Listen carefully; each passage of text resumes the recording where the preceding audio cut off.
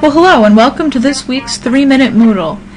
This instructional video will provide instructors with 3 simple tips for using Moodle discussion forums. These include choosing your display, choosing your subscription preferences, and choosing whether or not to create discussion groups. If you do decide to create groups, we'll take a quick look at how that will work. So I'm going to go into a Moodle course, show you what a typical discussion looks like. By default, the display type is called nested. So you can see that there's a drop-down menu at the top of every discussion forum, and it gives you the option of how to display it. This is a user preference, so if you choose a certain type, your students aren't going to necessarily see it that way. They get to choose how they want to view it as well. So the nested form shows the posts with indentation, so the user can tell who is responding to who. Another type is called a threaded form, and this is where you have to click on each individual post in order to view it, and you see it by itself, and then you can see the replies to it underneath. So this is good if you're having trouble following with your eyes who is responding to who. This kind of tells you exactly what replies were to certain posts. So I'll show you this again here. There weren't any replies, and here I can see that there were several replies. Another type is called displaying flat with newest first.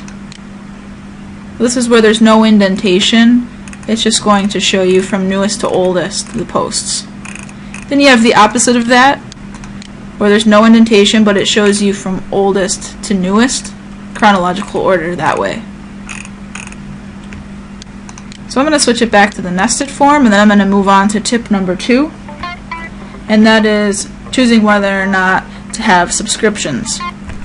Being subscribed to a forum means that you receive an email with the discussion post every time someone makes one. You can set this at the discussion thread level. If you click update this forum, you could force your students to be subscribed so that they receive an email notification, or you can say that they're not allowed at all, or you can just say no, don't force them, and then it becomes a user preference. It's even a preference for you as an instructor. So what you would do is, if you go back to the main page with the discussion threads listed, if you click on subscribe to this forum, then you'll receive email copies. The students have the same option there on the side. They might not know about it, so it's something you can tell them about if you so choose. I'm going to click unsubscribe because I think that it's kind of frustrating to receive that many emails. You can see that this thread, there were only 4 students, 5 students in the class. There were 49 replies. I would have received 49 emails every time someone made a post, and that can become unmanageable. But there is a place for it, and you might need it for some reason, so I wanted to share it with you. I'll move on to our third tip, which is choosing whether or not to use groups. If you have a large class, you may have noticed that your discussion forums get kind of unmanageable, and as you know, deeper discussion often occurs in a smaller group. So if you have more than, there's no magic number, but say more than 7, 8, 9 students in your class, you're probably going to want to break that class up into smaller groups. So if you'd like to do that, and you can have fun with it, you can even have certain groups that are debating with other groups. You can have certain groups that are working on a particular project. So there's definitely some really good uses for it.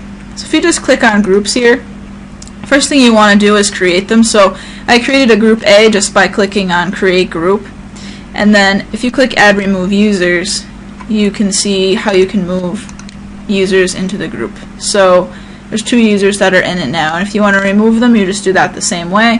Highlight them and then click remove, and then they move over to the other side.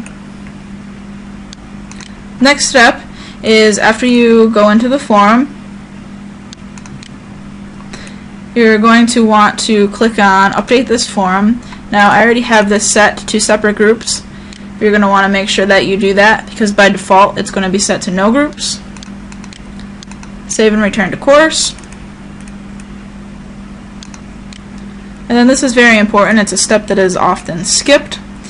But if you drop down to group A, and that's the one that you created, and you're probably going to have more than that. You're going to have group A, B, C, whatever. So you're going to click on that and then make sure that you create a question for each group. So this question I have here isn't for group A, because you see group here, there's nothing. It's for everybody. If you want to create one specifically for this particular group, then I'm just going to go in and I'm going to copy and paste my question so I don't have to retype it.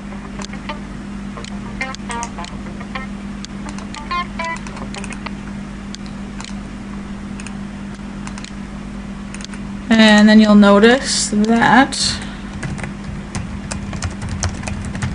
on the bottom it says group A. So when I post a form, now in this column I'm going to see that the group is A and this question is specifically for them. So if I'm in group B, when I go in, I'm not going to have a reply button here because I'm not in that group. Since I'm in group A, I have the reply button and I can interact. So that's how you would create groups. I hope that these 3 tips are helpful and they serve you well. Thank you for watching. Stay tuned for the next 3-minute Moodle. And by the way, they might go over 3 minutes every now and then. Sorry about that.